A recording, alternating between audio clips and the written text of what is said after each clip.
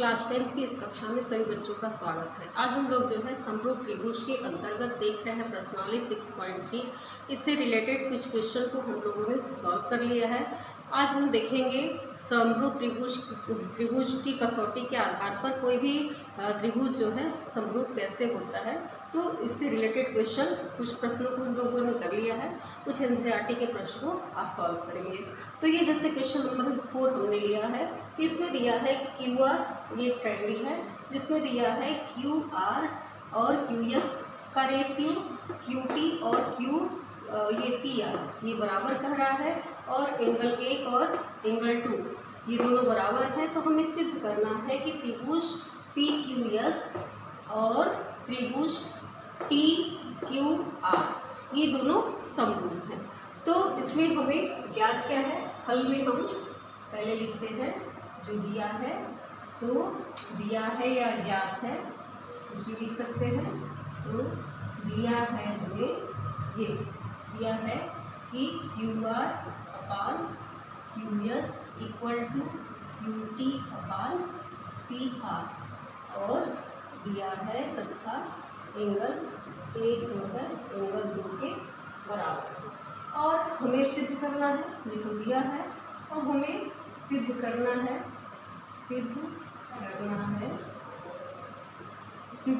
है कि त्रिभुज PQS समरूप त्रिभुज TQR ये समरूप त्रिभुज में दिखाना है। अब हम उत्पत्ति करेंगे, उत्पत्ति में हम ले लेते हैं, आपको दिया क्या है त्रिभुज PQS और TQR में ये दिया हुआ है कि कोण 1 तथा कोण 2 जो है बराबर है। दिया है आपको कि कोण PQS बराबर कोण PRS, ये दोनों बराबर है। तो ये जब कोण बराबर है, कोण 1 बराबर कोण 2, तो हम ये जानते हैं कि किसी त्रिभुज में अगर कोई त्रिभुज है और ये कोण और ये कोण अगर ये दोनों बराबर है तो ये भुजाएं भी बराबर होंगी। तो इससे इस प्रॉपर्टी से कि अगर किसी त्रिभुज के यह जो है कोण बराबर है तो भुजाएं बराबर होंगी, तो इसके आधार पर ये हमारा मिल जाएगा PQ बराबर PR। क्यों? क्योंकि आधार से जो कोण है वो बराबर है। तो ये हमारा मिल गया PQ बराबर PR। और हमें दिया है QR अपान QS, अब हम PR की जगह TQ लिखेंगे, तो QT अपान PR की जगह हो जाएगा, या एक बार PR लिख देते हैं। अब PR बराबर इसको इक्वेशन 1 दे देते हैं, फ्रॉम 1 से समीकरण 1 से QR बटे QS बराबर आपका हो जाएगा PQ, समीकरण 1 से। तो ये हमें मिल गया। तो हमें क्या मिल गया कि QR अपान QS ये भुजाओं का अनुपात बराबर किसके है, QT अपान QP। तो ये भुजाओं के अनुपात के बराबर दे दिया। और हम देख रहे हैं, अब ले लेते हैं त्रिभुज जो हमको समरूप दिखाना है। तो त्रिभुज इधर पर लिखते हैं, तो त्रिभुज PQS तथा त्रिभुज TQR ये हम ले लेते हैं। तो ये हमें अब देखते हैं कि ये समरूप होने के लिए समरूपता की कसौटी हमने क्या क्या बताया था कि या तो किसी भी त्रिभुज के अगर दो कोई त्रिभुज है समरूपता की कसौटी दिखानी है तो ये दोनों समांतर होंगे, या तो तीनों कोण बराबर हो जाए दोनों त्रिभुजों के, मतलब एंगल एंगल एंगल कोण कोण कोण की कसौटी से हम कर सकते हैं, या फिर इसके उपप्रमेय में अगर किसी भी त्रिभुज के दो कोण बराबर हैं तभी ये दोनों त्रिभुज समरूप हो जाएंगे। या हमने क्या बताया था कि तीनों भुजाएं समान हैं, तीनों भुजाओं का अनुपात अगर दोनों त्रिभुजों का बराबर आ जाता है तो भुजा भुजा भुजा की कसौटी से समरूप हो जाएगा। और हमने बताया था कि अगर भुजा कोण भुजा, अगर किसी भी दो त्रिभुजों के भुजा का अनुपात और कोण बराबर हो और फिर भुजा का अनुपात अगर ये बराबर हो जाए तो भुजा कोण भुजा की कसौटी से ये समरूप हो जाएगा। तो अब हम देखते हैं कि इसमें से कौन सी कसौटी के आधार पर हमारा त्रिभुज समरूप हो रहा है। तो इसमें हमें लेना है पी क्यू यस। तो एक ट्रायंगल आपका पी क्यू यस है, ये थोड़ा डार्क कर लीजिए, ये हमारा एक ट्रायंगल है पी क्यू यस। अब इस पी क्यू यस और एक लेना है टी क्यू आर, मतलब एक बड़ा वाला त्रिभुज और एक छोटा। तो इसमें हमें क्या क्या मालूम है कि जब बड़ा त्रिभुज लेंगे तो ये जो है दोनों में उभयनिष्ठ है। तो कोण क्यू जो है त्रिभुज, इसमें क्या है, दोनों में उभयनिष्ठ है। ये है आपका उभयनिष्ठ कोण, दोनों त्रिभुज में मतलब ये बराबर है, उभयनिष्ठ कोण है। अब हमें एक कोण मिल गया, दो भुजाओं का अनुपात अभी हमने दिखाया कि ये कोण बराबर है और ये Q T upon Q P equal to Q R upon Q S, ये अभी हमने देखा था तथा इसका अनुपात Q R upon Q S equal to Q T upon Q P. ये भुजाओं का अनुपात क्या है, ये बराबर है। तो दो भुजा और एक कोण, तो यस यस एक कसौटी से भुजा कोण भुजा कसौटी से त्रिभुज पी क्यू यस समरूप है त्रिभुज पी क्यू आर। तो यही हमें प्रूफ करना था कि किस कसौटी के आधार पर ये जो है हमारा समरूप होता है। नहीं तो हमने ये दिखा दिया कि भुजा कोण भुजा की कसौटी से यह जो त्रिभुज हमारा समरूप है, प्रूफ इट इज। तो इस तरह से हम समरूप त्रिभुज प्रूफ करेंगे। नेक्स्ट क्वेश्चन देखते हैं।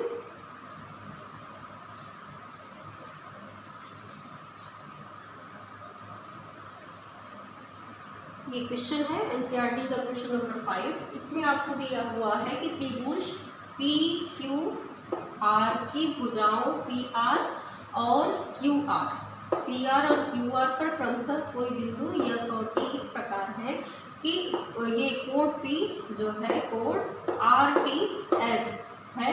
तो हमें सिद्ध करना है कि आर पी क्यू समरूप है, इसके आर टी इन दोनों को समरूप दिखाना है कि आर पी क्यू जो है आर टी एस के समरूप है। तो फिर हम उसी तरह से इसमें हमें ज्ञात क्या है, तो हम लिखने का तरीका वही है कि पहले ज्ञात है या दिया है। तो हमें ज्ञात है, इसको सिद्ध करने से पूर्व हमें क्या क्या जानकारी है। तो हमें ज्ञात है कि कोण पी बराबर कोण आर टी एस है और इन दोनों पर बिंदु यस और टी है, ये मालूम है। और सिद्ध क्या करना है, सिद्ध करना है आपको कि त्रिभुज आर टी क्यू समरूप है त्रिभुज आर टी एस। इसके सिमिलर इसको हमको प्रूफ कर देना है। और अब हम उत्पत्ति करेंगे। तो छोटा सा थ्योरम सीधे दिख रहा है प्रूफ इसका। हमको एक चीज़ दे दिया है कि यह कोण जो है इस कोण के बराबर है, कोण पी जो है कोण आर टी एस के बराबर है, यह दिया हुआ है। तो समरूप होने के लिए सारी कसौटियाँ बताए थे हम, या कोण कोण कोण या भुजा भुजा भुजा, या फिर क्या बताए थे कि भुजा कोण भुजा की कसौटी, ये तीनों कसौटी के आधार पर हम चेक कर लेते हैं। तो यहाँ कोण की बात हो रही है, दो कोण हमें जानकारी है। देखिए कोण पी जो है कोण टी के बराबर है, और दूसरा अगर ये बड़े त्रिभुज और छोटे त्रिभुज में लेते हैं तो यह कोण जो है आर, ये क्या है, दोनों त्रिभुजों में उभयनिष्ठ है। तो ये हमें ऐसा दिख रहा है कि आर जो है उभयनिष्ठ है और कोण टी जो है पी के बराबर है। इसका मतलब ये हुआ कि अगर ये त्रिभुज दिया हुआ है, एक बड़ा त्रिभुज आर पी क्यू और आर टी एस, इसमें जो है दो कोण बराबर हैं, तो हम ये जानते हैं कि किसी त्रिभुज में अगर किसी दो त्रिभुज में दो कोण अगर समान हो जाते हैं तो तीसरा कोण अपने आप समान होगा। ये जो है त्रिभुज किसी दूसरे कोण के दोनों बराबर हैं तो तीसरा कोण समान होगा ही होगा। तो इसका एक उपप्रमेय हमने देखा था कि दो कोण से भी किसी त्रिभुज को समरूप दिखा सकते हैं, तो ए कसौटी के आधार पर इसको हम समरूप दिखाएंगे। तो इसको प्रूफ करते हैं, बस 2 लाइन का प्रूफ है। तो इसमें हमें दिया है, उसी से शुरू करते हैं कि कोण त्रिभुज ले लेते हैं। त्रिभुज आपको आर टी क्यू तथा आर टी एस मिला। ये दोनों त्रिभुज ले लेते हैं, आर टी क्यू बराबर तथा आर टी एस। इन दोनों त्रिभुजों में देखते हैं हम तो क्या है कि आर टी क्यू कोण आर टी क्यू, यह कोण जो है आर टी एस के बराबर है। कोण टी यहाँ कर दिया है तो इसको हम ऐसे लिख सकते हैं आर टी एस। तो यह कोण इसके बराबर है, तो करेस्पॉन्डिंग एंगल देखते हुए तो यह कोण बराबर है और कोण आर जो है दोनों त्रिभुजों में उभयनिष्ठ है। ये क्या है? उभयनिष्ठ है। तो दो कोण हम देख लिए, तो ए कोण कसौटी से दो कोण हमारा बराबर मिल गया, तो कोण क्यू कसौटी से त्रिभुज आर टी क्यू समरूप है त्रिभुज आर टी एस। ये बस प्रूफ करना था, छोटा सा उपप्रमेय है, तो इस तरह से हम प्रूफ कर लेंगे। नेक्स्ट क्वेश्चन,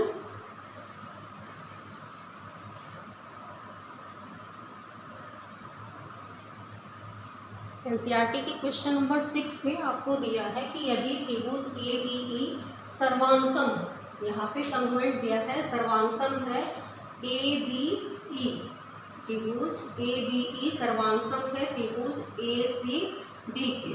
मतलब यह दो त्रिभुज है, एक आपको दिया है ए बी ई, ध्यान से देखना है, एक ये है और दूसरा आपका ये त्रिभुज, ये दोनों कह रहा है सर्वांसम है। तो हमें प्रूफ करना है कि ए डी ई समरूप होगा ए बी सी। तो यहाँ पर सर्वांसम दिया हुआ है, तो पहले हम फल में हमें ज्ञात है कि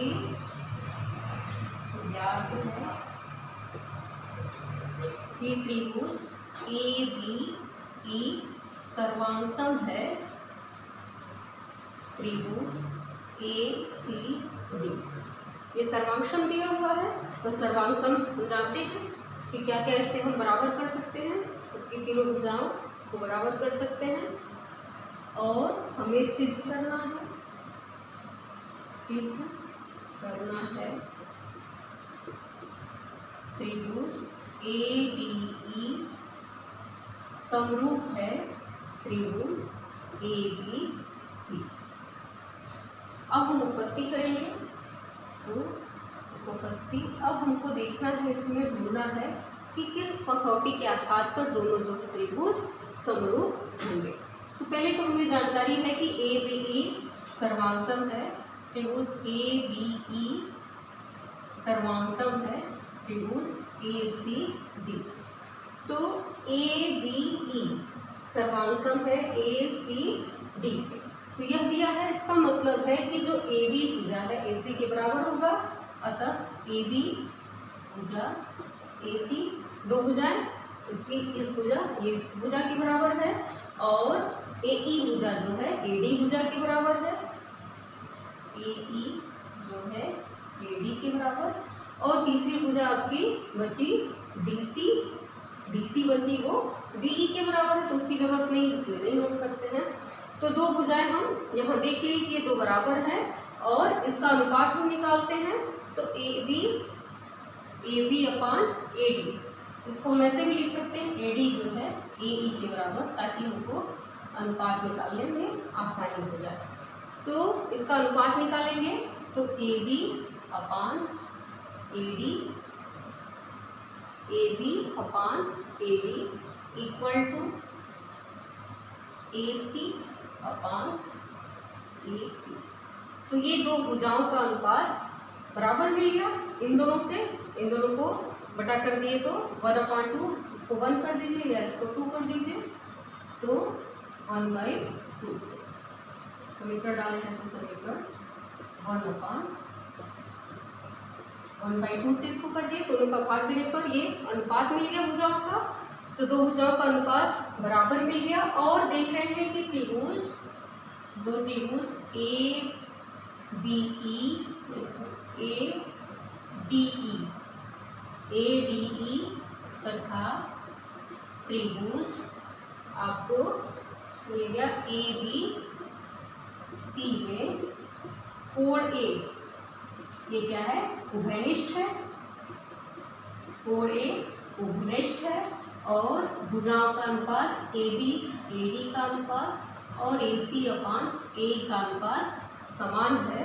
तो कौन सी कसौटी हो जाएगी, यस ए यस, भुजा कोण भुजा की कसौटी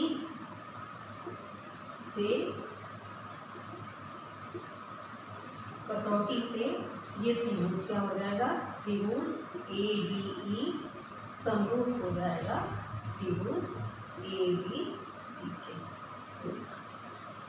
तो इस तरह से हम देख लेंगे कि सर्वांग सममिति है तो किस तरह से हम दूसरे त्रिभुज को समरूप कर पाते हैं। तो इसको हम ऐसे करेंगे। नेक्स्ट क्वेश्चन,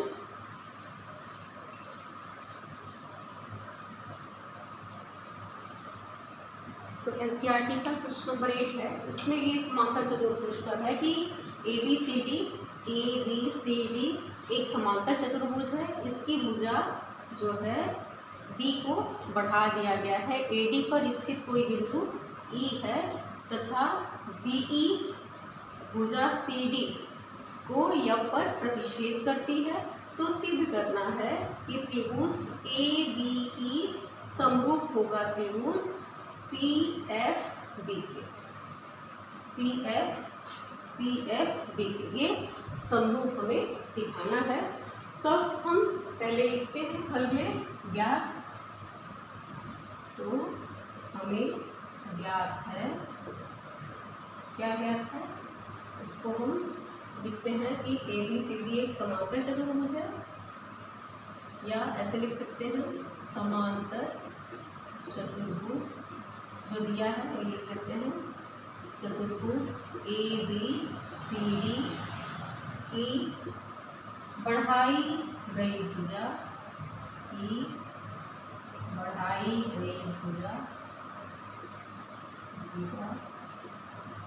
ए डी पर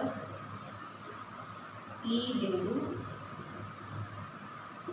स्थित है और बीई और सीडी का प्रतिच्छेद बिंदु भुजा बीई तथा सीडी का प्रतिच्छेद बिंदु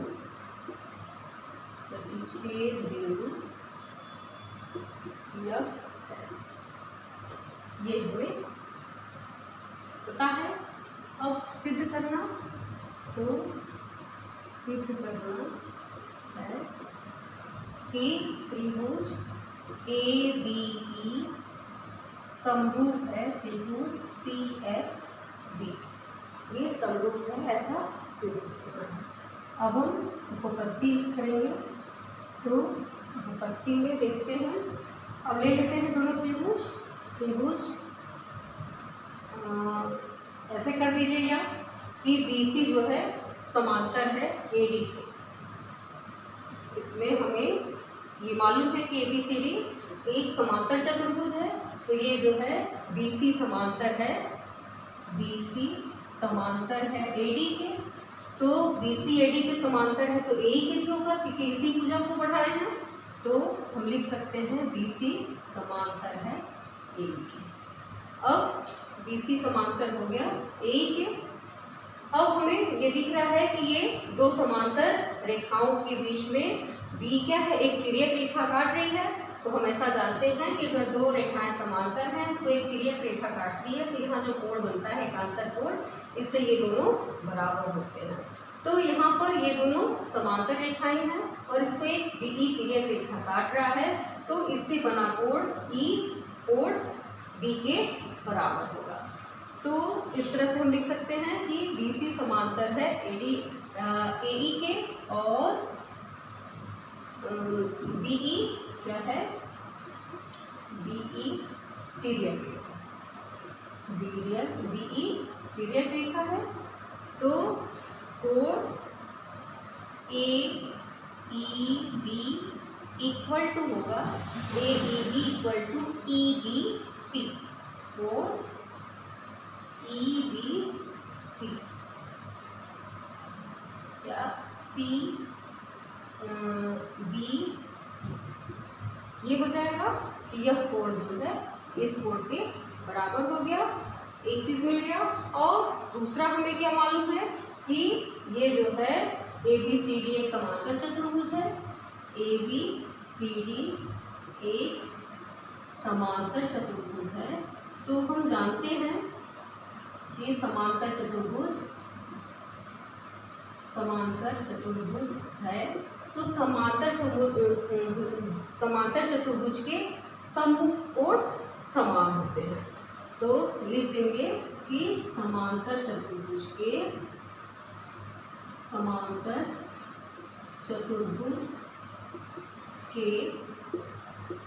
सम्मुख कोण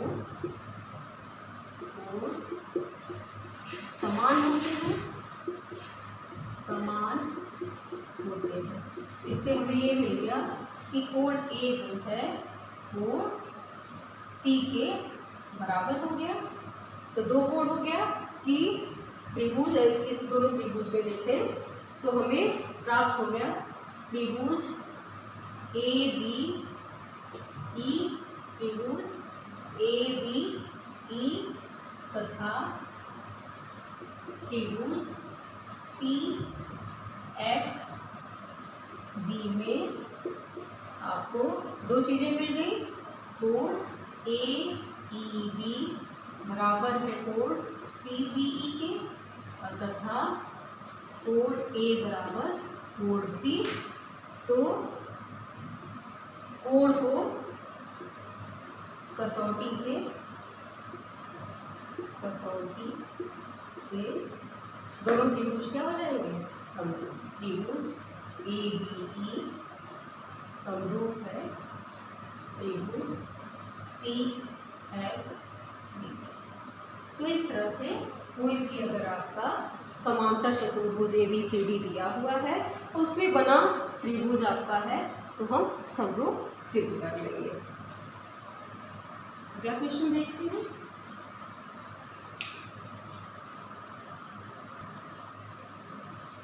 नेक्स्ट क्वेश्चन है NCERT का। इसमें आपको दिया हुआ है कि 6 मीटर लंबाई वाले एक ऊर्ध्वाधर एक स्तंभ है जिसकी भूमि पर छाया की लंबाई 4 मीटर है, जबकि उसी प्रकार के मीनार के छाया की लंबाई 28 मीटर है। तो मीनार की ऊंचाई ज्ञात कीजिए। तो एक स्तंभ है, इसकी परछाई तो हमें 4 मीटर दे दिया, पूछ रहा है कि मीनार की ऊंचाई कितनी होगी कि उसका प्रतिबिंब 28 मीटर होगा। तो हम देख रहे हैं कि आपका जो त्रिभुज है, दो त्रिभुज बन रहा है जो दोनों समरूप है। तो एक त्रिभुज है आपका EAB और दूसरा त्रिभुज है ECD। तो समरूप त्रिभुज लेते हैं, तो हल में देख लेते हैं। त्रिभुज AEB समरूप है त्रिभुज CED। ये दोनों क्या है, समरूप है। तो समरूप है तो इसका मतलब क्या हुआ कि भुजा AB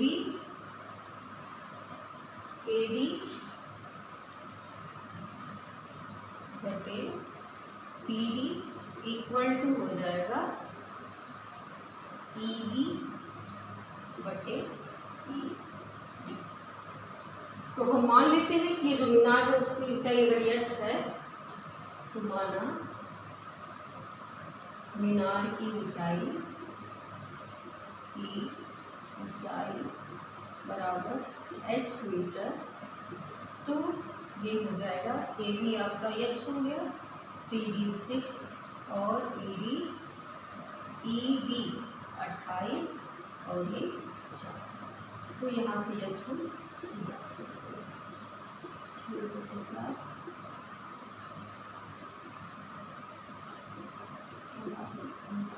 तो मीनार की ऊंचाई आ जाएगी आपकी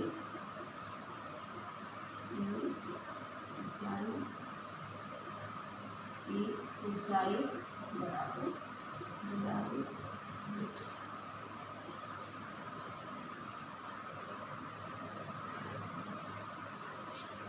तो इस तरह से हमें समरूप त्रिभुज का हम अपने दैनिक जीवन में अनुप्रयोग भी कर सकते हैं और अनुप्रयोग करते समय हम कठिन से कठिन प्रश्नों को आसानी से समरूप त्रिभुज की सहायता से सॉल्व कर सकते हैं। तो इस तरह से सभी बच्चे जो है आपका एनसीईआरटी का या फिर अन्य बुक से इसके क्वेश्चन को सॉल्व करेंगे। धन्यवाद।